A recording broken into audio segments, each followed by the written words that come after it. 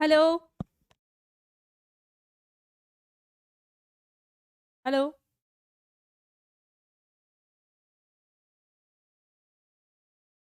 Good evening students. Okay English academy के YouTube channel पे आप सभी का स्वागत है।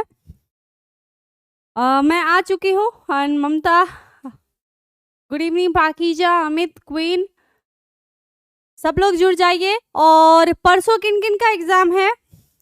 परसों किस किस का हिंदी का एग्जाम है? प्रेम, आप नए हैं, आपका स्वागत है। परसों निक्कू, मैं ठीक हूँ बच्चे। परसों किन किन का हिंदी का एग्जाम है?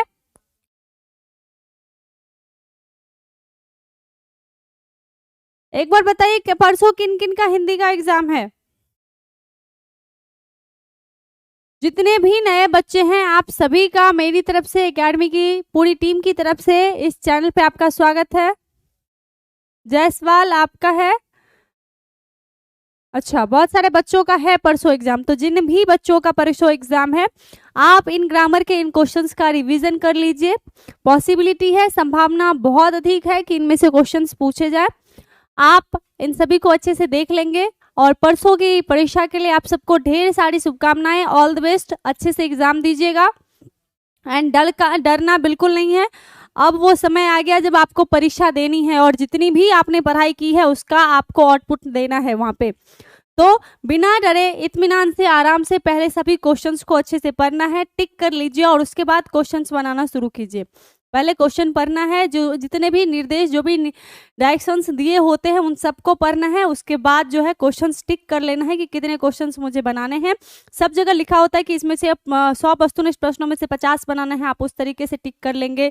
उसके बाद 10 लघु उत्तरीय में से 5 बनाना है, उसमें टिक कर लेंगे कि जो क्वेश्चन आपको, जो प्रश्न आपको अच्छे से आता है उसी प्रश्न का आंसर देना है और उस हिसाब से आप टिक कर लेंगे और बाद में उसको बनाएंगे। ठीक है, ऐसा ना हो कि वो जो जिस क्वेश्चन में कंफ्यूजन हो उसे बना दिया और जो अच्छे से आता है वो छूट गया। इसलिए अच्छे से सभी क्वेश्चंस को सेलेक्ट कर लेना है और उसके बाद अच्छे से क्वेश्चन लिखना है। चलिए देखते हैं। प्रश्न है, निम्नलिखित शब्दों में भाववाचक संज्ञा नहीं है। विकल्प है मानवता, सहायता, जीवन और परिवार। आज जो है सिर्फ हम लोग आंसर देखेंगे, क्वेश्चन देखेंगे, आंसर देखेंगे।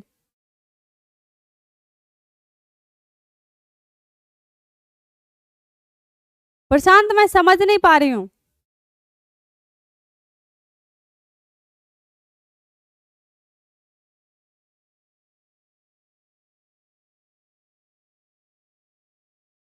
ब्यूटी, सही उत्तर। भाववाचक संज्ञा नहीं है। परिवार जो है जातिवाचक संज्ञा में आएगा, इसलिए भाववाचक संज्ञा नहीं है। विकल्प डी सही उत्तर हो जाएगा। अगला प्रश्न है, सच्चरित्रता किस मूल शब्द से बना है? सच्चरित्र से, चरित्र से, चरित्रता से और सच्चरित्र से। फटाफट बनाइए। साइंस वालों का एग्जाम 7 तारीख को है, तो आप इसका भी रिवीजन कर लेंगे और आपके एग्जाम के पहले भी हम लोग दूसरा लेके आएंगे सीरीज, दूसरा वीडियो लेके आएंगे। जिन बच्चों का परसों है उनके लिए बहुत जरूरी है। जो साइंस वाले हैं वो भी इसे देख लेंगे, अच्छे से अभ्यास कर लेंगे। क्वेश्चंस कभी भी टकरा सकता है और साइंस वालों का जब एग्जाम होगा उनसे भी पहले हम लोग और भी क्लासेस लेंगे।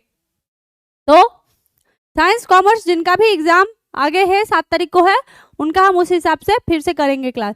तो सच्चरित्रता शब्द बना है सच्चरित्र से। विकल्प डी सही उत्तर हो जाएगा। प्रश्न है, नेताजी भाषण दे चुके हैं। नेताजी किस संज्ञा का उदाहरण है? नेताजी जब हम बोलते हैं तो किसी भी नेता को संबोधन होता है, किसी भी नेता के बारे में बोलते हैं तो नेताजी जातिवाचक संज्ञा हो जाएंगे। जातिवाचक आपको पता है कि उन शब्दों को कहते हैं, उन संज्ञाओं को कहते हैं जिससे पूरी जाति का बोध हो। भाववाचक जिसे हम महसूस कर सकते हैं, जिसे हम छू नहीं सकते, देख नहीं सकते, सिर्फ महसूस कर सकते हैं, अनुभव कर सकते हैं। समूहवाचक संज्ञाएं वैसी संज्ञाएं जिनसे पूरे समूह का बोध हो, वैसे शब्द जिनसे पूरे समूह का बोध हो। व्यक्तिवाचक अगर किसी विशेष व्यक्ति या स्थान या वस्तु के लिए कहा जाता है तो वैसे शब्दों को व्यक्तिवाचक संज्ञा कहते हैं। बढ़ते हैं आगे। टिकना शब्द का भाववाचक क्या होगा? विकल्प है टिकाऊ, टिकवाट, टिकाऊ और टिकनाई। तो टिकना से होता है टिकाऊ, ठीक है ना, टिकना से टिकाऊ होता है, ये शब्द सही हो जाएगा, भाववाचक हो जाएगा इसका। प्रश्न, निम्नलिखित शब्दों में से कौन सा शब्द संज्ञा है? क्रुद्ध, क्रोध, क्रोधी और क्रोधित। तो क्रोध जो है ये भाववाचक संज्ञा, आप इसे देख नहीं सकते, अनुभव कर सकते हैं, ये भाववाचक संज्ञा है। क्रोध यहाँ पे भाववाचक संज्ञा हो जाएगा। देखते हैं आगे। अगला है मुसीबत कौन सा लिंग है? मुसीबत कौन सा लिंग है? स्त्रीलिंग, पुल्लिंग, उभयलिंग, इनमें से कोई नहीं। तो वैसे शब्द जिनके अंत में त होता है, वैसे शब्द जिनके अंत में त होता है वो स्त्रीलिंग होती है। जैसे बात अच्छी होती है, रात काली है, कैसी मुसीबत है। तो जितने भी शब्द होते हैं वह क्या होते हैं? स्त्रीलिंग होते हैं जिनके अंत में त होता है। याद रखेंगे भात जो है वह क्या है? पुल्लिंग हो जाएगा। ठीक है, भात अपवाद है। ठीक है, यहाँ पे मुसीबत स्त्रीलिंग हो जाएगा। भात में त होता है लेकिन वो अपवाद है, वो पुल्लिंग होता है। ठीक, अगला प्रश्न है, वैसे भी खाने पीने की चीजें जो होती हैं पुल्लिंग होती है। समाज कौन सा लिंग है? समाज कौन सा लिंग है? स्त्रीलिंग, पुल्लिंग, उभयलिंग, इनमें से कोई नहीं। समाज क्या करेगा? ठीक है ना, तो ये पुल्लिंग शब्द हो जाएगा। अगला प्रश्न है, काजल कौन सा लिंग है? स्त्रीलिंग, पुल्लिंग, उभयलिंग, इनमें से कोई नहीं। तो काजल अगर किसी का नाम है तो वो स्त्रीलिंग होगा, लेकिन वास्तव में जो काजल है लगाते हैं, जिसको आंखों में जो काजल लगाया जाता है वो जो है वो पुल्लिंग होता है। ठीक है, काजल फैल गया। ठीक है, विकल्प बी सही उत्तर हो जाएगा। अगला प्रश्न है, सुबह शब्द कौन सा लिंग है? स्त्रीलिंग, पुल्लिंग, उभयलिंग, इनमें से कोई नहीं। सुबह हो गई, स्त्रीलिंग हो जाएगा। देखो, इस लिंग निर्णय करते वक्त ना आपको एक चीज करना है कि अगर रूल्स पता है तो बहुत अच्छा है, नियम पता है बहुत अच्छा है, अगर नहीं याद है तो उस शब्द से सेंटेंस बनाइए, वाक्य बनाइए, आप आसानी से पता कर लेंगे कि कौन सा शब्द कौन सा लिंग है। ठीक है, अगला प्रश्न है, बाल कौन सा लिंग है? स्त्रीलिंग, पुल्लिंग, उभयलिंग, इनमें से कोई नहीं। बाल सफेद हो गए हैं, बाल सफेद हो गए, बाल बाल पक गया, तो ये पुल्लिंग हो जाएगा। कौन सा शब्द जो प्रायः बहुवचन में प्रयुक्त होता है? विकल्प है देव, छात्र, नक्षत्र और प्राण। प्राण उड़ गए। ठीक है, ये जो है प्राण जो है वह प्रायः बहुवचन में यूज किया जाता है, इस्तेमाल किया जाता है। विकल्प डी सही उत्तर हो जाएगा। आप सबके जो भी क्वेश्चंस हो, जो भी क्वेरीज हो, आप कमेंट सेक्शन में लिख लेंगे, मैं देख लूंगी। कौन सा शब्द एक वचन नहीं है? कौन सा वचन एक वचन नहीं है? जनसमूह, दूध, प्रजा और छात्र नेता। तो प्रजा जो है वो एक वचन में इस्तेमाल नहीं किया जाता। आगे देखते हैं, अगला है, कौन सा शब्द एक वचन नहीं है? कौन सा शब्द एक वचन नहीं है? होश, दूध, आग और भीड़। होश, दूध, आग और भीड़। होश उड़ गए, होश उड़ गए। विकल्प, कौन सा शब्द एक वचन है? पुस्तक, लड़के, हाथियां, नदियां। पुस्तक एक वचन में है, सिंगल है। अगला प्रश्न है, निम्नलिखित में से कौन सा शब्द बहुवचन नहीं है? जनता, बाल, दर्शन, हस्ताक्षर। कौन सा शब्द बहुवचन नहीं है? जनता, बाल, दर्शन, हस्ताक्षर। तो ये हो जाएगा हस्ताक्षर। अगला देखते हैं, को किस कारक का विभक्ति चिन्ह है? तो कर्ता ने कर्म को करण से और संप्रदान को के लिए। ठीक है, प्रायः जो है को हम कर्ता ने कर्म को, तो कर्म का विभक्ति चिन्ह ये हो जाता है। विकल्प बी सही उत्तर हो जाएगा। वृक्ष पर पक्षी बैठे हैं, इस वाक्य में कौन सा कारक है? वृक्ष पर पक्षी बैठे हैं, जितने भी विभक्ति चिन्ह बता रहे हैं आप याद कर लेंगे। कर्म का हो जाता है को, संप्रदान के लिए, आपादान से और अधिकरण में और पर। ऐसे विभक्ति चिन्ह भी याद रखेंगे तो पर है, तो ये क्या हो जाएगा? अधिकरण कारक हो जाएगा। और सोच के देखें तो वृक्ष पर पक्षी बैठे हैं एक आधार है, तो जिसमें आधार का बोध होगा अधिकरण कारक हो जाएगा। वृक्ष पर पक्षी बैठे हैं, अधिकरण कारक हो जाएगा। गरीबों को वस्त्र दो, वाक्य में कौन सा कारक है? विकल्प है करण कारक, संप्रदान, अपादान कारक, संप्रदान कारक और कर्म कारक। गरीबों को वस्त्र दो, यह कर्म कारक हो जाएगा। अगला प्रश्न है, लोग सांपों से बहुत डरते हैं, रेखांकित कारक का नाम बताइए। अपादान कारक, करण कारक, कर्ता कारक और संप्रदान कारक। फटाफट उत्तर दीजिए। इंद्रदीप, मेरा बर्थडे आज नहीं है, फिर भी आप मुझे विश कर रहे हैं तो थैंक यू। मेरा बर्थडे कुछ ही दिन पहले बीता है।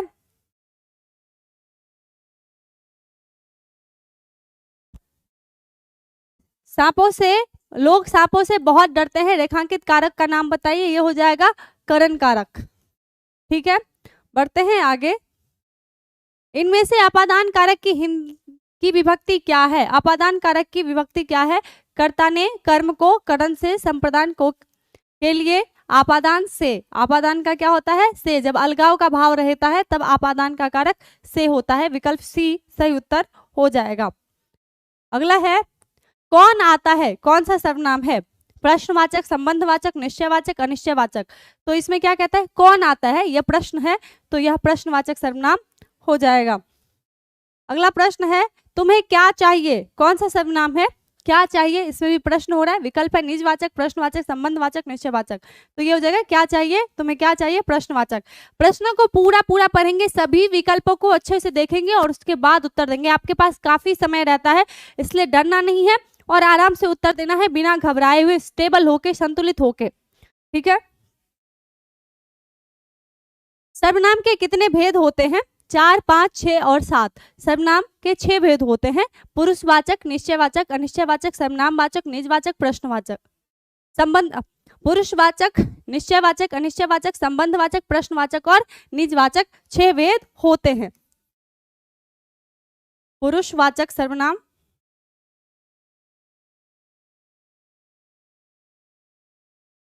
निजवाचक, निश्चयवाचक, अनिश्चयवाचक,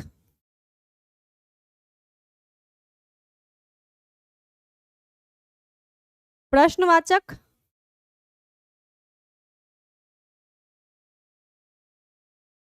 संबंधवाचक। ये 6 प्रकार के सर्वनाम होते हैं।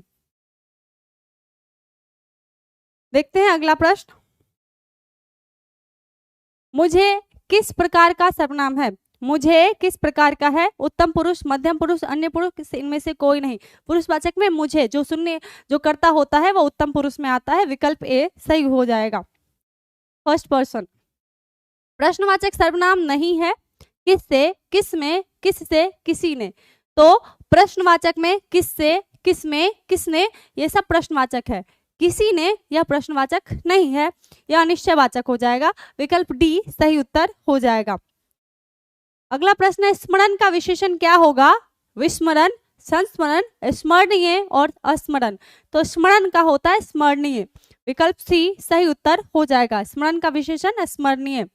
अगला है, समाज का विशेषण क्या है? सामाजिक, सामाजिक, समाज योग्य और असामाजिक।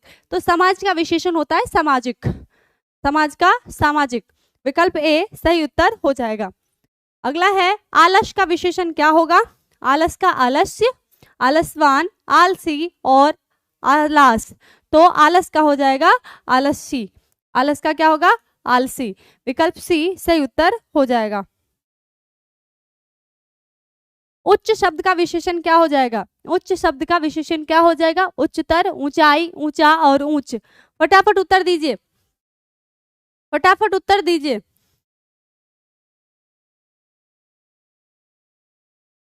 ओंकार, मेरे मार्क्स में आपको बताऊंगी जब जरूरत पड़ेगी तो।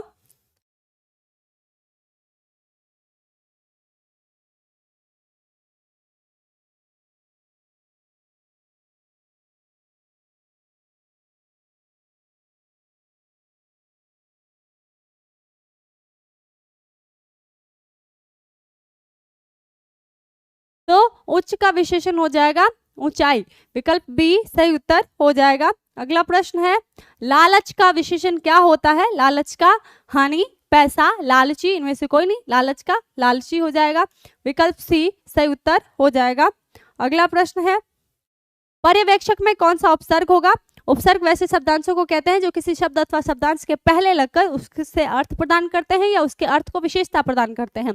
पर्यवेक्षक, परि, पर्य, पर्यव और पर्यव। तो पर्यवेक्षक, पर्यजोड़ वेक्षक, पर्यवेक्षक। उपवास में कौन सा उपसर्ग है? उप, उत, उप और अप। उपवास, उपवास हो जाएगा। विकास शब्द में कौन सा उपसर्ग है? वी, विक, विका और वी, तो हो जाएगा वी जोड़ काश विकास। अतिरिक्त शब्द में कौन सा उपसर्ग है? अ, अति, अतिरि और अतिरिक्त। अतिरिक्त में अति उपसर्ग है, विकल्प बी सही उत्तर हो जाएगा। निवास शब्द में कौन सा उपसर्ग है? निव, निवा, निव और नी, निवास में नी उपसर्ग हो जाएगा।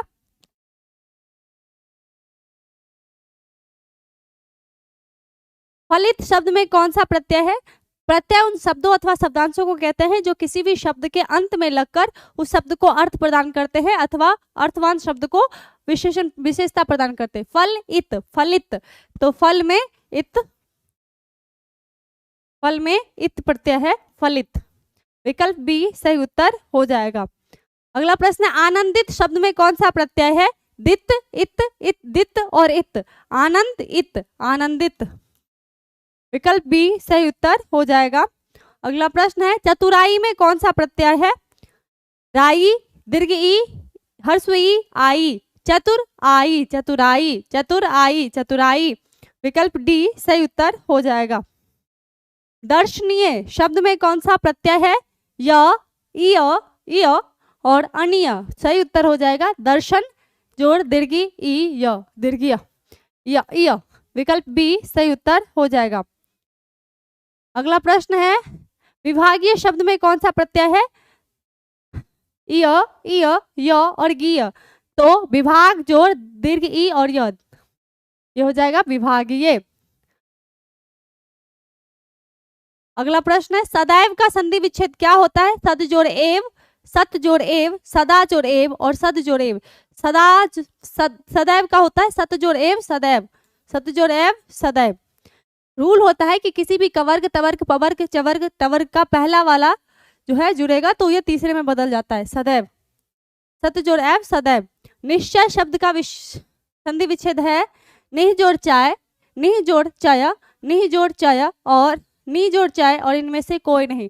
तो विसर्ग जो है वह अगर चवर्ग से जुड़ रहा है तो तालव्य में बदल जाएगा, टवर्ग से जुड़ता है तो मूर्धन्य स्व में बदल जाएगा और त से जुड़ता है तो दंत स्व में बदल जाएगा। यहाँ पे तालव्य स्व होता है निश्चय में,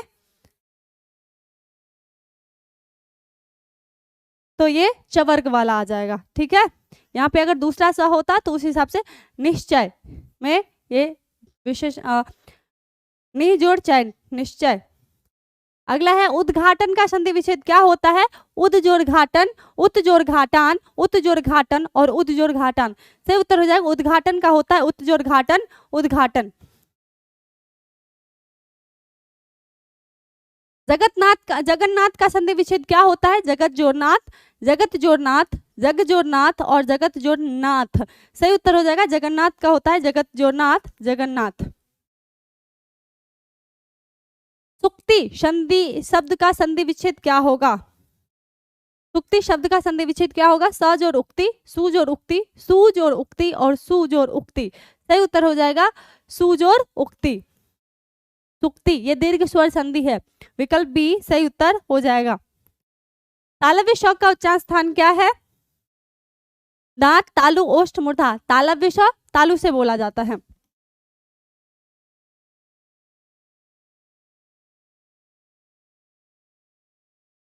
देखो तवर्ग जो होते हैं वो दांत से बोले जाते हैं,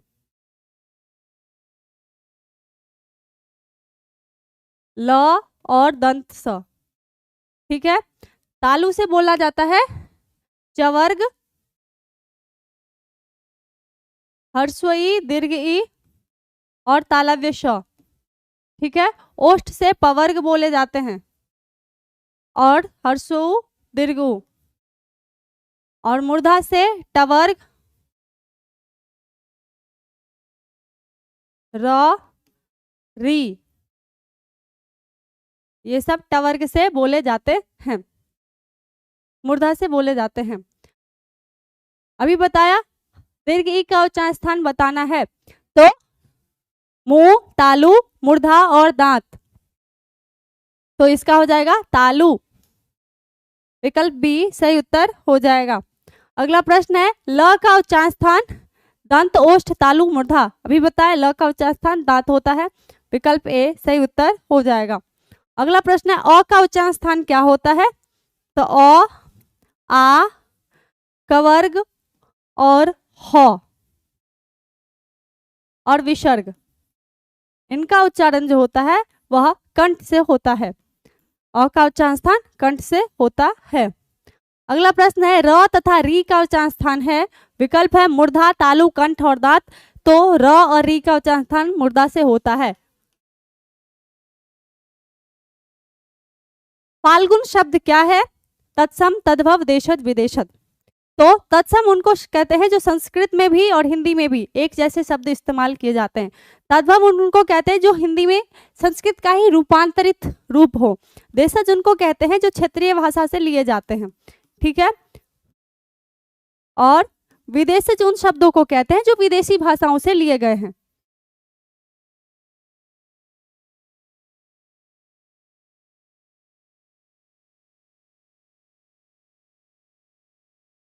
रूपांतरित।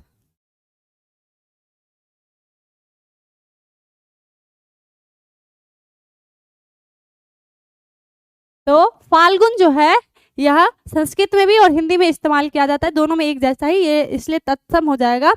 और अगर इसकी जगह पे फागुन होता तो वह तद्भव हो जाता, ठीक है। रात्रि शब्द क्या है? देशज, विदेशज, तत्सम, तद्भव। रात्रि तत्सम है, रात तद्भव है, ठीक है। रात्रि तत्सम है और तद्भव हो जाता है रात। सावन शब्द क्या है? देशज, विदेशज, तत्सम, तद्भव। अगर श्रावण होता तो तत्सम होता, सावन है तो तद्भव हो जाएगा। अगला प्रश्न है आंसू शब्द है, आंसू शब्द है तत्सम, तद्भव, देशज, विदेशज। आंसू जो है वो तद्भव है, इसकी जगह अश्रु होता तो तत्सम हो जाता। रात शब्द क्या हो जाएगा? तत्सम, तद्भव, देशज, विदेशज। रात तद्भव हो जाएगा। व्युत्पत्ति की दृष्टि से शब्द के कितने भेद होते हैं? व्युत्पत्ति की दृष्टि से शब्द के कितने भेद होते हैं? 1, 2, 3, 4, फटाफट उत्तर दीजिए।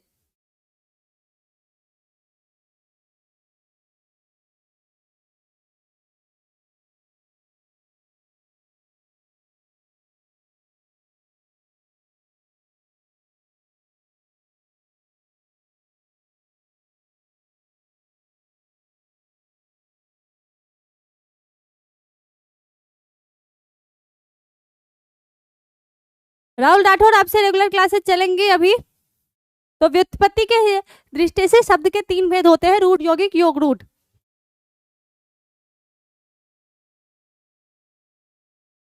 रूपांतर की दृष्टि से शब्द के कितने भेद होते हैं? रूपांतर की दृष्टि से शब्द के कितने भेद होते हैं? 1, 2, 3, 4। रूपांतर की दृष्टि से शब्द के कितने भेद होते हैं? 2। विकारी, अविकारी। अर्थ की दृष्टि से शब्द के कितने भेद होते हैं? अर्थ के दृष्टि से शब्द के कितने भेद होते हैं? राहुल,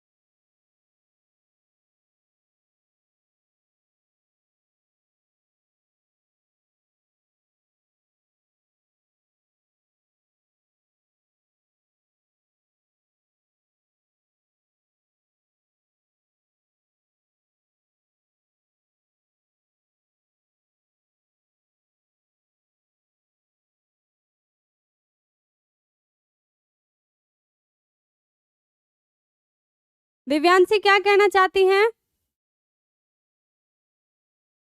अर्थ की दृष्टि से शब्द के कितने भेद होते हैं? राजा मेरा नाम है Simi Jha.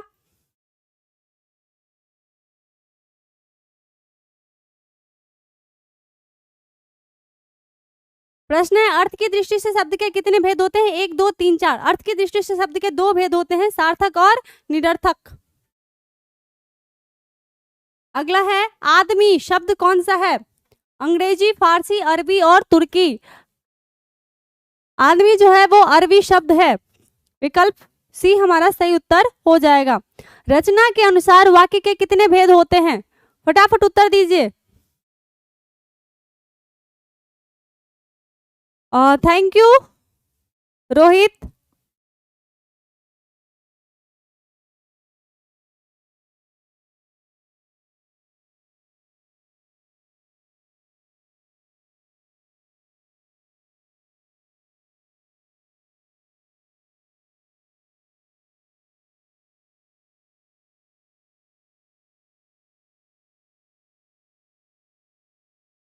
Cricket status commerce वालों का होगा थोड़े टाइम में, जब आपका एग्जाम आएगा उस समय में। आप इस वीडियो को भी देख लीजिए, ये भी आपके लिए फायदेमंद है। सुहानी थैंक यू बच्चे। तो रचना के अनुसार वाक्य के कितने भेद होते हैं? 1 2 3 4। 3 प्रकार के होते हैं, सरल वाक्य, मिश्र वाक्य और संयुक्त वाक्य। बढ़ते हैं आगे। अगला प्रश्न है, वह घर नहीं जाएगा, कैसा वाक्य है? वह घर नहीं जाएगा कैसा वाक्य है? निषेधवाचक, आज्ञावाचक, प्रश्नवाचक, संदेहवाचक। तो इसमें नहीं जाएगा निषेध है, यह हो जाएगा निषेधवाचक सर्वनाम, निषेधवाचक वाक्य। विकल्प ए सही उत्तर हो जाएगा। अगला प्रश्न है, 1 गिलास पानी लाओ, कैसा वाक्य है? प्रश्नवाचक, विस्मयादिबोधक, आज्ञावाचक, इच्छावाचक। 1 गिलास पानी लाओ, हम आज्ञा दे रहे हैं, यह आज्ञावाचक विशेष आज्ञावाचक वाक्य हो जाएगा। विकल्प सी सही उत्तर हो जाएगा। आपको क्या चाहिए, कैसा वाक्य है? आज्ञावाचक, इच्छावाचक, प्रश्नवाचक, विधिवाचक। आपको क्या चाहिए, प्रश्न पूछ रहे हैं, यह हो जाएगा प्रश्नवाचक वाक्य। अगला है, आपकी यात्रा मंगलमय हो, कैसा वाक्य है? विकल्प है संदेहवाचक, इच्छावाचक, विधिवाचक, प्रश्नवाचक। तो आपकी इच्छा है कि आप सामने वाले को कह रहे हैं आपकी यात्रा मंगलमय हो, यह हो जाएगा इच्छावाचक। अगला प्रश्न है, अब तक वह सो गया होगा, कैसा वाक्य है? अब तक वह सो गया होगा, विधिवाचक, इच्छावाचक, संदेहवाचक, आज्ञावाचक। तो यह संदेह है कि अब तक वह सो गया होगा, यह हो जाएगा संदेहवाचक। अगला प्रश्न है, आजकल कौन सा समास है? आजकल कौन सा समास है? तत्पुरुष, अव्ययी भाव, द्वंद्व और द्विगु। तो जिसमें जो द्वितीय पद होता है उस पे अगर बल पड़ता है तत्पुरुष हो जाएगा। अव्ययी भाव, अगर पहला पद अव्यय है तो अव्ययी भाव हो जाएगा। द्वंद्व अगर एक दूसरे के अपोजिट है, विपरीत है, तो द्वंद्व समास हो जाएगा। द्विगु होगा जब पहला पद कोई संख्या होगा। आजकल एक तरह का विपरीत है ना, ये हो जाएगा द्वंद्व समास। विकल्प सी सही उत्तर हो जाएगा। नवरत्न कैसा समास है? द्विगु, कर्मधारय, बहुब्रीहि और द्वंद्व। कर्मधारय समास उनको कहते हैं जब दोनों पदों में विशेषण और विशेष्य का संबंध हो। बहुब्रीहि उस समास शब्द को कहते हैं जिसका वास्तव अर्थ और समास विग्रह के अर्थ के बाद का अर्थ अलग अलग होता है, यानी कि शब्द वह नहीं कह रहा होता, वो किसी तीसरे शब्द की ओर इंडिकेट कर रहा, किसी तीसरे अर्थ की ओर इंडिकेट करता है, तो बहुब्रीहि समास हो जाता है। नवरत्न का मतलब है 9 रत्नों का समूह, तो इसमें संख्या हो गई ना, तो ये हो जाएगा द्विगु समास। जिस किसी के पहले पद में कोई नंबर रहेगा, कोई संख्या रहेगी, तो द्विगु हो जाएगा। विकल्प ए सही उत्तर हो जाएगा। अगला है, हाथ पैर कौन सा समास है? द्वंद्व, द्विगु, तत्पुरुष, इनमें से कोई नहीं। जिस बीच दो शब्द के बीच में यह योजक चिन्ह लगेगा उसे द्वंद्व समास कहते हैं, वो द्वंद्व समास होगा। कामचोर कौन सा समास है? बहुब्रीहि, तत्पुरुष, अव्ययी भाव, कर्मधारय। काम चोर, चोर पे बल पर रहना, यह हो जाएगा तत्पुरुष समास। धनहीन शब्द कौन सा समास है? तत्पुरुष, कर्मधारय, बहुब्रीहि, द्वंद्व। धनहीन यह हो जाएगा तत्पुरुष समास। अगला है, वारी शब्द का समानार्थी शब्द है जल, अग्नि, हवा और रात्रि। तो वारी जल का पर्यायवाची शब्द है, इसे नीर भी बोल सकते हैं, पानी भी बोल सकते हैं। अग्नि का अनल होता है, पावक होता है। हवा का पवन होता है, वायु होता है। रात्रि का रात होता है, निशा होता है, रजनी होता है।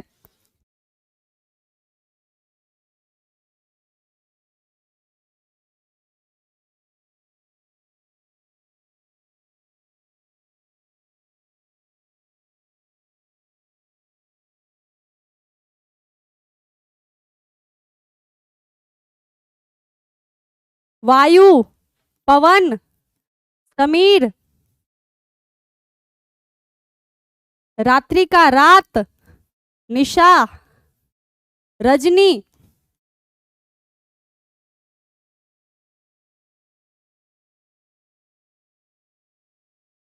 मुर्दा का समानार्थी क्या होगा? जिंदा, पशु, शव और मानव। तो मुर्दा का होता है शव। मुर्दा किसको कहते हैं? शव, लाश। विकल्प सी सही उत्तर हो जाएगा। अगला है, इनमें नदी का पर्यायवाची शब्द क्या है? शैवालिनी, सरिता, तटनी और अनिल। तो नदी का होता है सरिता। अभी शैवालिनी भी तटनी भी हमसे पूछा गया कौन सा नहीं है, तो अनिल जो है वह नहीं होगा। अगला है, अमृत का पर्यायवाची होता है, अमृत का पर्यायवाची होता है आयशा, हय, हुताशन, अमीय। अमृत का होगा अमीय। अगला है, देवता का पर्यायवाची शब्द है देव, पुरुषोत्तम, विप्र और अवनी। देवता का देव,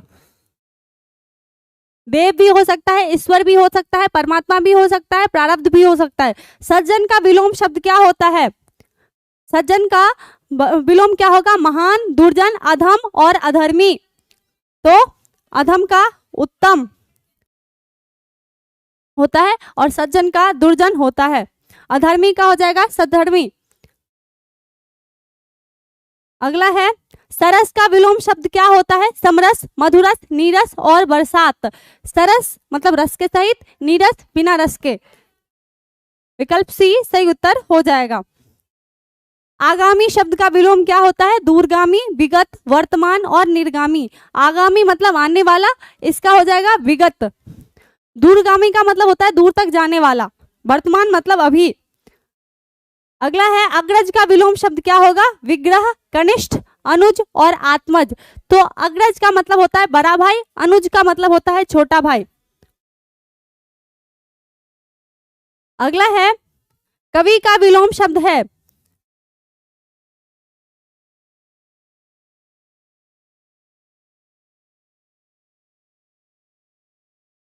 अभी हमारे यहाँ कॉमर्स की क्लासेस नहीं होती बच्चे, बाद में होंगी मे बी अगले सेशन से। कवि का विलोम शब्द हो जाएगा कवियत्री, कवियत्री, कवियानी और कवियान। कवि का कब होता है? कवियत्री। अगला है, उपेक्षा का विपरीतार्थक है परीक्षा, अपेक्षा, उत्प्रेक्षा और वीक्षा। अपेक्षा का उपेक्षा होता है, अपेक्षा का उपेक्षा। आशा से अधिक क्या कहलाता है? आशा से अधिक क्या कहलाता है? आशातीत, अतीत, दोनों और इनमें से कोई नहीं। आशा से अधिक कहलाता है आशातीत। अगला है, जो मन को हर ले का एक शब्द क्या होगा? जो मन को हर ले उसके लिए एक शब्द क्या होगा? मनोनुकूल, मनोनुकूल, मनुहार, मनोहर और बेमन। जो मन को हर ले उसे मनोहर कहते हैं।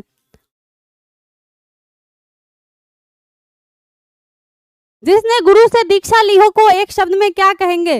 जिसने गुरु से दीक्षा ली हो उसे एक शब्द में क्या कहा जाता है? शिक्षित, दीक्षित, पंडित और आचार्य। तो जो शिक्षित होता है वह, जो शिक्षा ग्रहण करता है शिक्षित कहलाता है, और जो दीक्षा लेता है वो दीक्षित कहलाता है। तो जिसने गुरु से दीक्षा ली हो दीक्षित कहलाता है।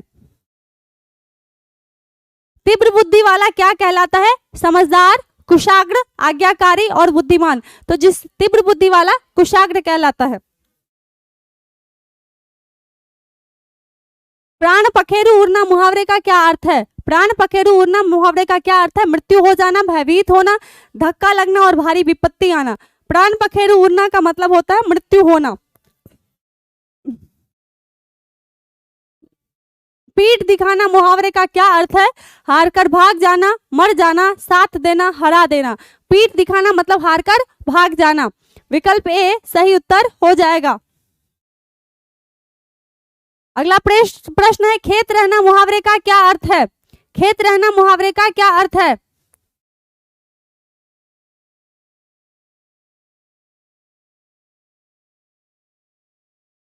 खेत रहना मुहावरे का क्या अर्थ है? विकल्प है वीर गति पाना, खेत जोतना, झगड़ा करना, इनमें से कोई नहीं। खेत रहना मुहावरे का अर्थ होता है वीर गति प्राप्त करना, या फिर शहीद हो जाना, या युद्ध स्थल में मारा जाना, ये सब अर्थ होते हैं इसके।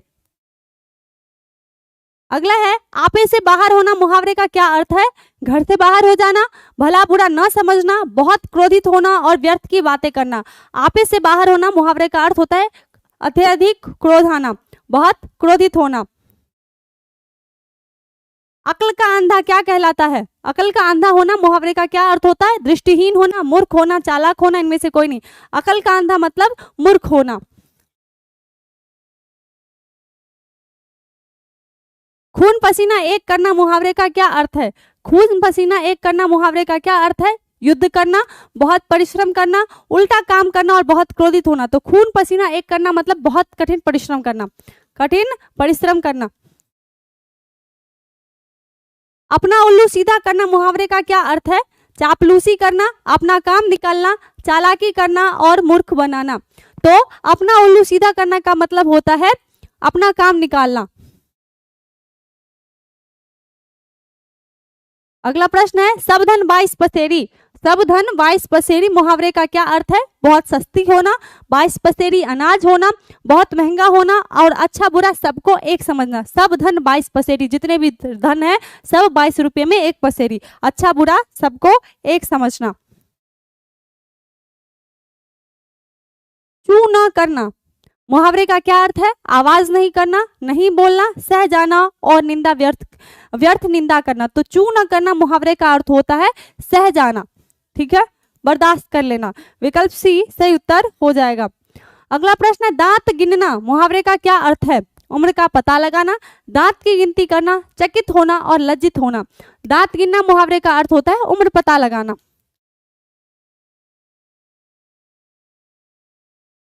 माथा ठनकना मुहावरे का क्या अर्थ है? भयभीत हो जाना, घबरा जाना, हिम्मत हो जाना और अनिष्ट की आशंका होना। माथा ठनकना का मतलब होता है अनिष्ट की आशंका होना, कुछ बुरा होने की आशंका होना। रंग जाना मुहावरे का क्या अर्थ है? प्रेम होना, पूरी तरह प्रभावित होना, संगीत का बुरा असर पड़ना और इनमें से कोई नहीं। रंग जाना, ऐसा बोलते हैं ना कि उसके रंग में रंग गया है, यानी उससे बहुत हद तक प्रभावित हो गया है, पूरी तरह से प्रभावित हो गया है। विकल्प बी सही उत्तर। रंगा सियार होना मुहावरे का क्या अर्थ है? मित्र होना, स्वार्थी होना, धूर्त होना और बातूनी होना।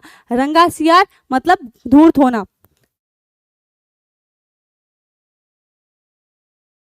लोहे के चने चबाना, लोहे के चने चबाना मुहावरे का क्या अर्थ है? सुदृढ़ बनना, कठिनाइयों में फंसना, कठिन परिश्रम करना और अधीनता स्वीकार करना। लोहे के चने चबाना का मतलब है कठिन परिश्रम करना। लकीर का फकीर होना, लकीर का फकीर होना मुहावरे का क्या अर्थ है? बड़ों की आज्ञा मानना, सीधी राह पर चलना, किसी की बात न सुनना और पुराने रीति रिवाज में जकड़े रहना। तो लकीर का फकीर होना मतलब पुराने रीति रिवाज में बंधे होना। हमने 100 क्वेश्चन कर लिए। 30 सेकेंड्स का ब्रेक है। आप लोगों को जिन किसी को भी पानी वानी पीना हो पी लग सकते हैं।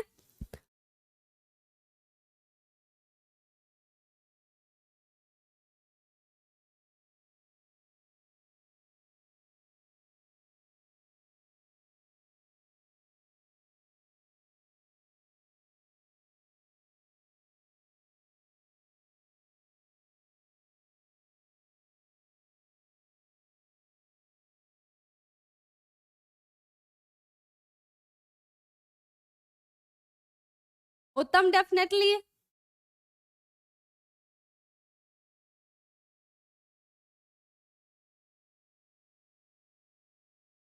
एग्जाम के टिप्स में आरजे मैं यही कहूंगी कि सबसे जरूरी है कि जितने भी निर्देश दिए रहते हैं बोर्ड के द्वारा उन सभी निर्देशों को पढ़ लीजिएगा, अच्छे से पढ़ना है, क्वेश्चंस को टिक कर लीजिएगा कि मुझे कौन कौन से क्वेश्चन भरना है, कौन कौन से क्वेश्चन बनाना है। उसके बाद जब OMR सीट भरिए तो सबसे पहले क्वेश्चंस बना पढ़िए, उसको आंसर कीजिए और उसके बाद जो है पहले क्वेश्चन पढ़िए, छांटते जाइए, आंसर कीजिए और जब OMR भरना हो तो बहुत ही प्रत्येक क्वेश्चन को देख के लाइनिंग करके, क्योंकि कई बार होता है आपने उत्तर लगाया सही होता है और OMR में गलत हो जाता है, तो बहुत बारीकी से आपको देखना है कि मैं आंसर वही लगा रहा हूँ, वही भर रहा हूँ जो कि मैंने लगाया हुआ है। ये बहुत जरूरी है। और उसके बाद OMR को बहुत सरलता से पूरे गोले को भरना है, तो आसानी से भरना है, कभी भी हार्डली उसको ज्यादा पेन नहीं चलेगा, ताकि क्योंकि पेज फटने का भी डर रहता है, तो बहुत आराम से आपको करना है। और टाइम हमेशा देखते रहिएगा कि मैं कितना टाइम दे रहा हूँ, ठीक है ना। टाइम को घड़ी पहन के जाइएगा। कोशिश कीजिएगा कि मैं हर काम मतलब हर एक क्वेश्चन को सॉल्व करने के बाद अपने टाइम को देखूं और ये पता कर सकूं कि मुझे आगे के लिए कितना टाइम चाहिए, ठीक है ना। तो सबसे ज्यादा OMR सीट भरते वक्त जो है आपको बहुत ही कॉन्शियस रहना है, बहुत सावधान रहना है, अच्छे से उसका आंसर लिखिएगा, आंसर दीजिएगा। उत्तम, ऑफ कोर्स। जया राजपूत, आपके जो भी क्वेश्चन हो आप लिख दीजिएगा।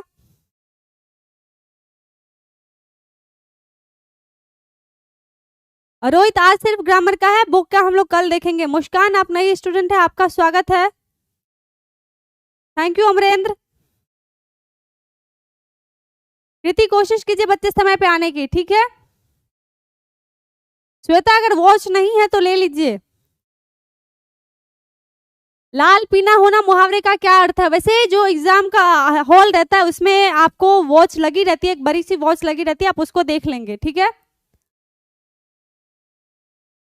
ट्विंकल, जो भी आपकी प्रॉब्लम है आप कमेंट सेक्शन में लिख दीजिएगा, मैं देख लूंगी। प्रश्न है, लाल पीला होना मुहावरे का क्या अर्थ है? प्रसन्न होना, क्रोध करना, तेवर बदलना, रंग बदलना। लाल पीला होना मुहावरे का अर्थ होता है क्रोध करना। विकल्प बी सही उत्तर हो जाएगा। शीशे में उतारना मुहावरे का क्या अर्थ है? वश में करना, षड्यंत्र रचना, पराधीन होना और विभीषण बनना। तो शीशे में उतारना का मतलब होता है वश में करना। अगला प्रश्न है, शेर के दांत गिनना मुहावरे का क्या अर्थ है? शेर के दांत गिनना मुहावरे का क्या अर्थ है? भयभीत होना, साहस का कार्य करना, मरने से न डरना और मृत्यु को ललकारना। तो शेर के दांत गिनने का मतलब होता है साहस का कार्य करना।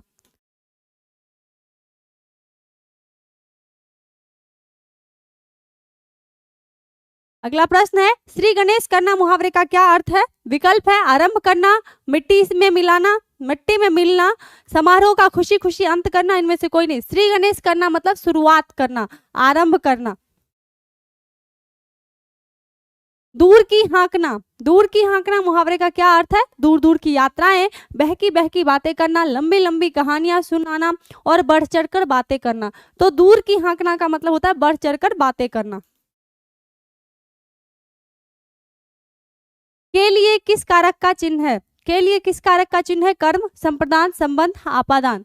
तो कर्म को संप्रदान के लिए, संबंध काके की और आपादान से, तो के लिए किसका हो जाएगा? संप्रदान काल। विकल्प बी सही उत्तर हो जाएगा। मेरे घर से आपका घर 5 किलोमीटर दूर है, इस वाक्य में कौन सा कारक है? मेरे घर से, दूरी, अलगाव, मेरे घर से आपका घर 5 किलोमीटर दूर है, ये आपादान कारक हो जाएगा। रमा पर बहुत कर्ज है, रमा पर बहुत कर्ज है, रेखांकित कारक का नाम बताइए। अधिकरण कारक, कर्म कारक, कर्ता कारक, संप्रदान कारक। रमा पर बहुत कर्ज है, अधिकरण कारक हो जाएगा। वृक्ष से पत्ते गिरते हैं, इस वाक्य में से कौन सा कारक है? कर्म कारक, करण कारक, संप्रदान कारक, आपादान कारक, अधिकरण। वृक्ष से पत्ते गिरते हैं, वृक्ष से पत्ते अलग हो रहे हैं ना, तो ये आपादान कारक हो जाएगा। गीता को तेज बुखार है, गीता को तेज बुखार है, रेखांकित कारक का नाम बताइए। कर्म को संप्रदान के लिए, संबंध काके की, कर्ता ने, कौन सा हो जाएगा? कर्म। अगला है, वह घर से बाहर गया, इस वाक्य में कौन सा कारक है? विकल्प है कर्ता कारक, कर्म कारक, करण कारक, अपादान कारक। वह घर से बाहर गया, अपादान कारक। वह अपने वर्ग में सबसे तेज है, वह अपने वर्ग में सबसे तेज है, इस वाक्य में किस कारक का चिन्ह है? वह अपने वर्ग में सबसे तेज है। कर्म कारक, करण कारक, अपादान कारक, अधिकरण कारक। फटाफट उत्तर दीजिए।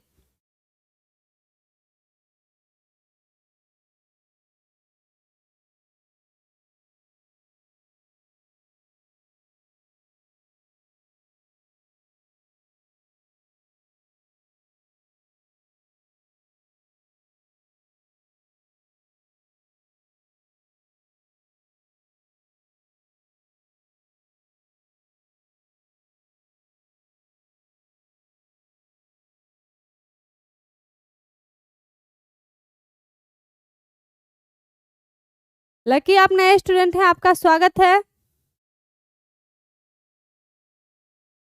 वह अपने वर्ग में सबसे तेज है, अधिकरण कारक होगा, विकल्प डी सही उत्तर हो जाएगा।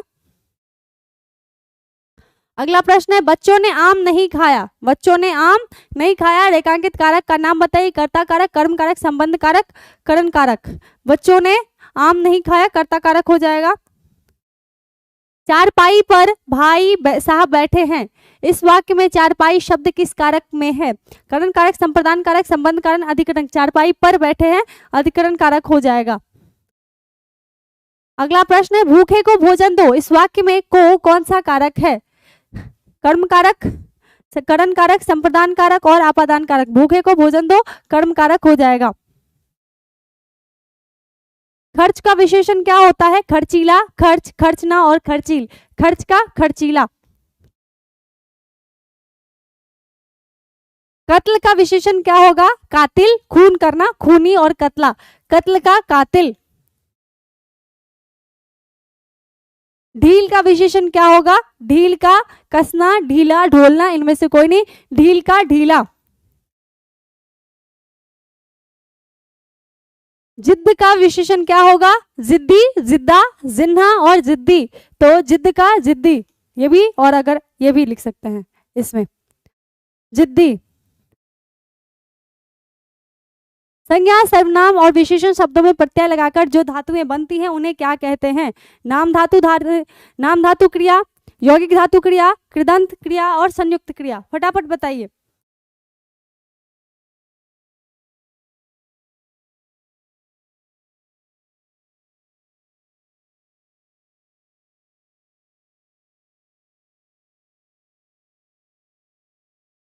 संज्ञा, सर्वनाम और विशेषण शब्दों में प्रत्यय लगाकर जो धातुएं बनती हैं उन्हें क्या कहते हैं? नाम धातु क्रिया। विकल्प ए सही उत्तर हो जाएगा। संज्ञा, संज्ञा विशेषण और क्रिया विशेषण शब्दों के बाद जब दो अलग अलग धातु आते हैं तो उन्हें क्या कहते हैं? फटाफट उत्तर दीजिए।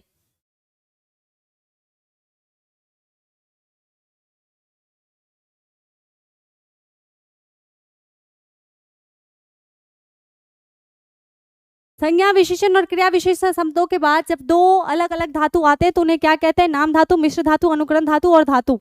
सही उत्तर हो जाएगा मिश्र धातु। अगला प्रश्न, निम्न विकल्पों में से सकर्मक क्रिया का चयन कीजिए। लेटना, छूटना, पिघलना, तड़पना। फटाफट।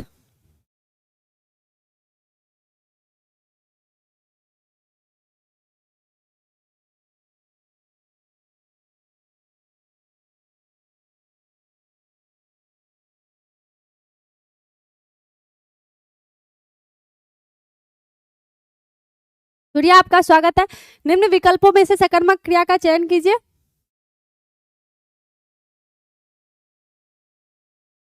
लेटना, छूटना, पिघलना, तड़पना। पिघलना सही उत्तर हो जाएगा। अगला प्रश्न, स्वाभिमान में उपसर्ग है स्व, स्वा, स और स। स्व अभिमान, स्वाभिमान। अतिक्रमण में कौन सा उपसर्ग है? अप, अपल, अति और अ। अतिक्रमण, अति उपसर्ग हो जाएगा। सुगंध में निहित उपसर्ग है स्वा, स, सु और सवा। सुगंध, सुगंध। अभिव्यक्त शब्द में निहित उपसर्ग है अभि, अ, अव, अवीब। सही उत्तर हो जाएगा अभिव्यक्त। विकल्प ए सही उत्तर हो जाएगा। अवचेतन शब्द में निहित उपसर्ग है अ, अव, अवका और अवक। अवचेतन, अव।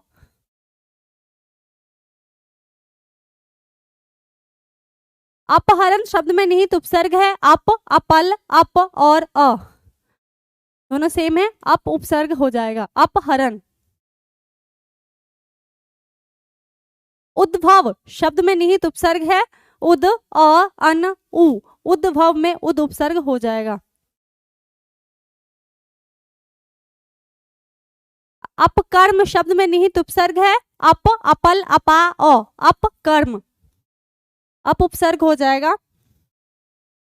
अगला प्रश्न है, उद्घाटन शब्द में निहित उपसर्ग है उद, अ, अन, उद, उ। उद्घाटन। प्रख्यात शब्द में निहित उपसर्ग है प्र, त, प्रख, आत, प्रख, प्रख्यात, प्र जोड़ ख्यात, प्रख्यात। चलती शब्द में कौन सा प्रत्यय है? ती, लती, लत और त। चलती, चलती, ती उपसर्ग हो जाए, ती प्रत्यय हो जाएगा। रंगीला शब्द में कौन सा प्रत्यय है? ला, ईला, गीला और रंगी, रंग जोर ईला, रंगीला। होनहार शब्द में कौन सा प्रत्यय है? हार, र, हर और नहार, होनहार। अगला प्रश्न है अनुज शब्द में कौन सा प्रत्यय है? ज, अनु, अ और अनु, अनुज, अनुज, अ प्रत्यय हो जाएगा। सत शब्द को स्त्रीवाचक बनाने के लिए किस प्रत्यय का प्रयोग किया जाता है? दीर्घ ई, आ, ई, और इक। सत का सती, सत का सती, दीर्घी प्रत्यय हो जाएगा। धुंधला शब्द में कौन सा प्रत्यय है? धुंध, धुंध, ला, इनमें से कोई नहीं, धुंध ला, धुंधला, ला प्रत्यय हो जाएगा।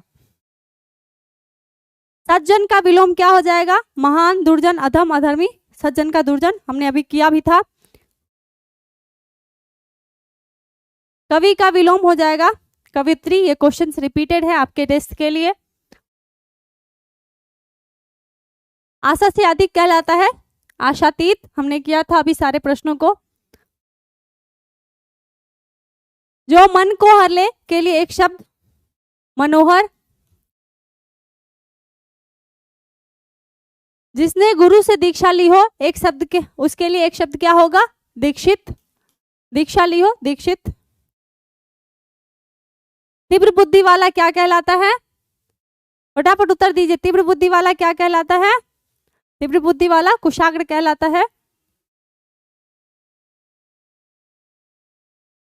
गिरा हुआ के लिए एक शब्द क्या होता है? गिरा हुआ के लिए एक शब्द क्या होगा? प्रत्यागीत, भयभीत, पतित और गिरना। गिरा हुआ को हम बोलते हैं पतित।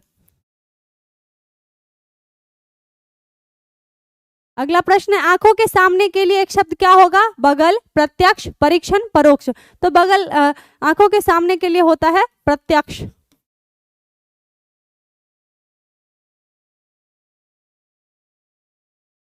जिससे अपने स्थान से हटा दिया गया हो उसे क्या कहते हैं? स्थानापन्न, निलंबित, स्थानांतरित और विस्थापित। तो जिसे अपने स्थान से हटा दिया गया हो उसे क्या कहते हैं? निलंबित कर दिया गया है। हरा भरा मैदान क्या कहलाता है? साद्वल, बेत, चारागाह और उपवन। हरा भरा मैदान उपवन कहलाता है। उचित मूल्य से कम आंकना, अवमूर्तन, अधिमूल्यन, मूल्यांकन और अवमूल्यन। उचित मूल्य से अधिक आंकना होता, उचित मूल्य से अधिक आंकना, अधिमूल्यन, उचित मूल्य से अधिक आंकना, अधिमूल्यन, उचित मूल्य से कम आंकना, अवमूल्यन और किसी का मूल्यांकन करना मूल्यांकन कहलाता है। हमसे पूछा गया उचित मूल्य से कम आंकना, ये हो जाएगा अवमूल्यन। आक्रमण के समय रक्षा करने वाला क्या कहलाता है? संरक्षक, प्रतिरक्षक, आरक्षक, अभिरक्षक। आरक्षण के समय में संरक्षण करने वाला, रक्षा करने वाला संरक्षक कहलाता है। जिसने दूसरे से ऋण लिया, ऋण चुका दिया हो, जिसने दूसरे से लिया ऋण चुका दिया हो। विवर्ण, उद्वर्ण, उत्मर्ण और उऋण। जिसने ऋण चुका दिया हो वो उऋण कहलाता है। मस्तिष्क संबंधी बेचैनी क्या कहलाती है? पीड़ा, रोग, व्याधि और आदि। मस्तिष्क संबंधी जो बेचैनी होती है उसे पीड़ा कहते हैं। प्रिय बोलने वाली स्त्री क्या कहलाती है? मृदुभाषी, प्रियंवदा, मितभाषी, इनमें से कोई नहीं। प्रिय बोलने वाली प्रियंवदा कहलाती है, कम बोलने वाली मितभाषी कहलाती है। कम बोलने वाली मितभाषी कहलाती है और मधुर बोलने वाली मृदुभाषी कहलाती है।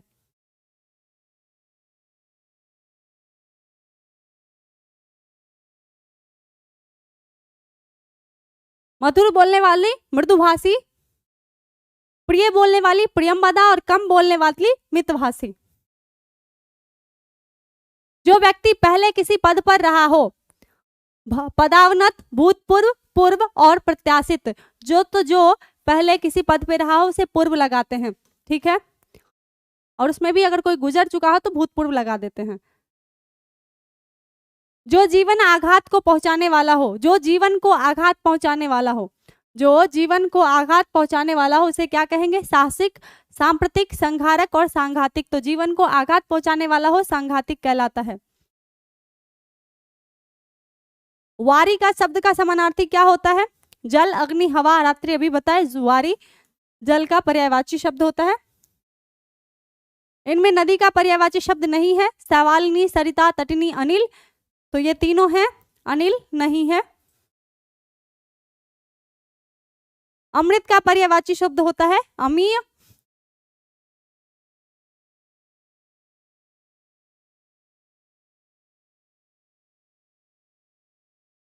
देवता का पर्यायवाची शब्द देव, पुरुषोत्तम, विप्र, अवनी, देव। कपरा शब्द का पर्यायवाची होता है वशन, पदम, उदक, मृदंगांक। तो कपरा का होता है वशन, वस्त्र भी बोल सकते हैं। शब्द का पर्यायवाची होता है नाद, निनाद, ध्वनि। नाद, निनाद और ध्वनि, तो शब्द का होता है ध्वनि, ठीक है। इसे नाद भी कहा जाता है लेकिन निनाद नहीं होगा। वारी शब्द का पर्यायवाची है, वारी का है भौरा, शमशीर, तालाब, सुरवीर। तो वारी का होता है जल, जल, पानी, इसमें से नहीं होगा।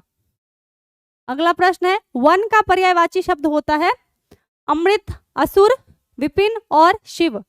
तो शिव को कहते हैं भगवान शंकर भी कहा जाता है, शिव को महादेव भी कहते हैं, ईश भी कहते हैं। विपिन का होता है जंगल, वन। असुर को हम दानव भी बोलते हैं, राक्षस भी बोलते हैं। अमृत का सुधा होता है। हमसे पूछा गया वन का पर्यायवाची विपिन हो जाएगा। मृगेंद्र का पर्यायवाची होता है अहि, कुरंग, हिरण और शार्दुल। तो मृगेंद्र बोलते हैं, ये मुगेंद्र नहीं होगा, मृगेंद्र होगा। मृगेंद्र कहते हैं जानवरों का राजा, सिंह। उसका दूसरा नाम शार्दुल भी होता है। धरती का पर्यायवाची शब्द होता है विपुला, अचला, सारसी, चंचला। फटाफट उत्तर दीजिए।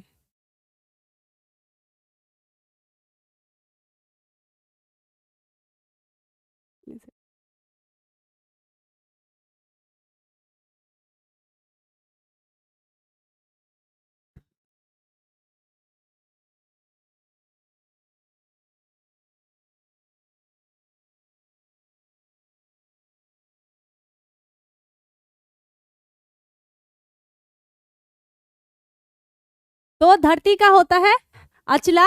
इसको आप भूमि भी बोल सकते हैं, धरती भी बोल सकते हैं, धरातल भी बोल सकते हैं, पृथ्वी भी बोल सकते हैं, सभी इसमें आते हैं। अगला है, अम्बक शब्द का पर्यायवाची क्या होता है? लोचन, अनुचन, चुंबक और आम। फटाफट उत्तर दीजिए। अमरेंद्र 200 क्वेश्चन है बच्चे।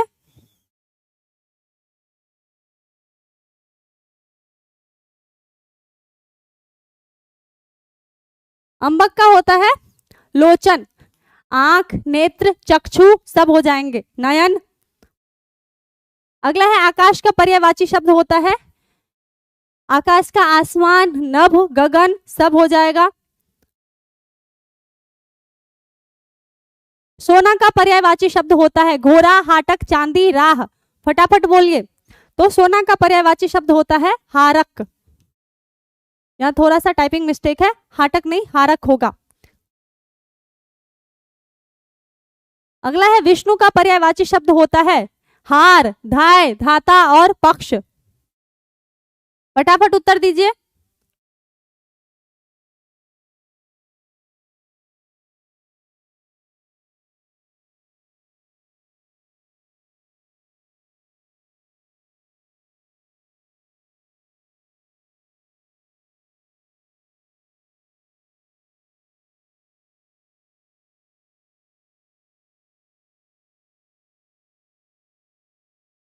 सोनिया बहुत लेट हैं। विष्णु का होता है धाता।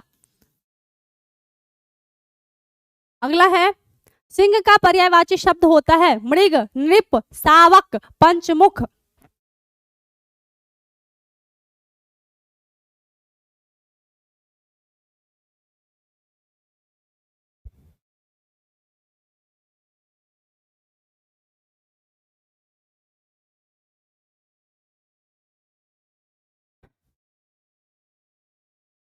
अभिनंदन, एग्जाम मंथन अच्छे से कर लीजिए, आपका कोई क्वेश्चन नहीं छूटेगा। तो सिंह, शेर, सातवल, इसके पंचमुख भी कहा जाता है। अगला प्रश्न है वर्ण के आधार पर संधि के कितने भेद होते हैं? 2, 3, 4, 5। तो स्वर संधि, व्यंजन संधि और विसर्ग संधि 3 प्रकार के होते हैं। समवत का संधि विच्छेद क्या हो जाएगा? सम जोड़ वत, सन जोड़ वत, स जोड़ मवत और सन जोड़ वत। तो समवत का होता है सम जोड़ वत, समवत। अगला है अन्याय शब्द का क्या संधि विच्छेद होगा? अन्य जोड़ अन्य जोड़ य, अ जोड़ नी जोड़ आय, अ जोड़ न्याय और अन्या जोड़ य। तो अ जोड़ नी जोड़ आय अन्याय। निस्तार शब्द का संधि विच्छेद क्या हो जाएगा? निस जोड़ तार, निस्ता जोड़ रह, निह जोड़ तार, निस जोड़ तार। निस्तार का हो जाएगा निह जोड़ तार। महोत्सव का संधि विच्छेद क्या हो जाएगा? मह जोड़ उत्सव, महा जोड़ उत्सव, महोत जोड़ उत्सव, महोत जोड़ उत्सव। महोत्सव का हो जाएगा महा जोड़ उत्सव, महोत्सव। संतोष शब्द का संधि विच्छेद है संत जोड़ तोष, सम जोड़ तोष, सत जोड़ तोष, संत जोड़ तोष। संतोष का होता है सम जोड़ तोष, संतोष।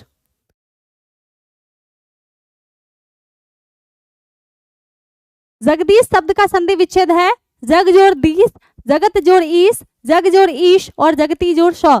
तो जगदीश का होता है जगत जोड़ ईश, जगदीश। अगला प्रश्न है लंबोदर का संधि विच्छेद होता है लंब जोड़ उदर, लंबा जोड़ उदर, लंब जोड़ दर, लंबो जोड़ दर। तो लंब जोड़ उदर, लंबोदर। अगला प्रश्न है दिग्गज शब्द का संधि विच्छेद होता है दिक जोड़ गज, दिग जोड़ गज, दिक जोड़ गज और दिक जोड़ ज। तो दिग्गज का होता है दिक जोड़ गज, ये दोनों सही हैं। दिक जोड़ गज, दिग्गज। विद्यालय शब्द का संधि विच्छेद होता है विद्या जोड़ लय, विद्या जोड़ आलय, विद्या जोड़ अलय और विद्य जोड़ आलय। तो विद्यालय का होता है विद्या जोड़ आलय। आज ये सारे व्याकरण के प्रश्न थे, इसमें हमने सभी टॉपिक्स को अच्छे से कवर कर लिया है। उम्मीद करती हूँ आपको समझ में आया होगा। सभी प्रश्नों को अच्छे से पढ़ लीजिए, 2-3 बार वीडियो देख लीजिए ताकि जब आप परीक्षा में परसों परीक्षा दे रहे हो तो सभी प्रश्न आपको परिचित लगे और आप आसानी से सभी प्रश्नों का उत्तर दे सकें। मिलते हैं अगली वीडियो में एक नए लेक्चर के साथ, एक नए वीडियो के साथ। तब तक के लिए सेहत का ध्यान रखिए, मन लगाकर पढ़ाई कीजिए। आपकी परसों की जो परीक्षा होने वाली है उसकी शुभकामनाओं के साथ, जिन भी बच्चों का परसों एग्जाम है, परसों से एग्जाम परीक्षा स्टार्ट हो रही है, आप सभी को परीक्षा की बहुत सारी शुभकामनाएं। ऑल द बेस्ट, अच्छे से एग्जाम दीजिएगा। मेरा आशीर्वाद, मेरी पूरी टीम का आशीर्वाद आप सबके साथ है। मिलते हैं अगली वीडियो में, तब तक के लिए स्वस्थ रहिए, मस्त रहिए और मन लगाकर पढ़ाई कीजिए। शुभ रात्रि। मनोज हो जाएगा बच्चे, कॉमर्स के लिए भी होगा। उत्तम, आपको जिस भी प्रश्न में दिक्कत है, जिस भी सब्जेक्टिव प्रश्न में दिक्कत है, आप मुझे उसे कमेंट सेक्शन में लिख दीजिएगा, मैं आपको उत्तर दे दूंगी। माही, ऐसा सेम सेशन कल आएगा, कल आ जाएगा, बुक से कल आएगी क्वेश्चंस।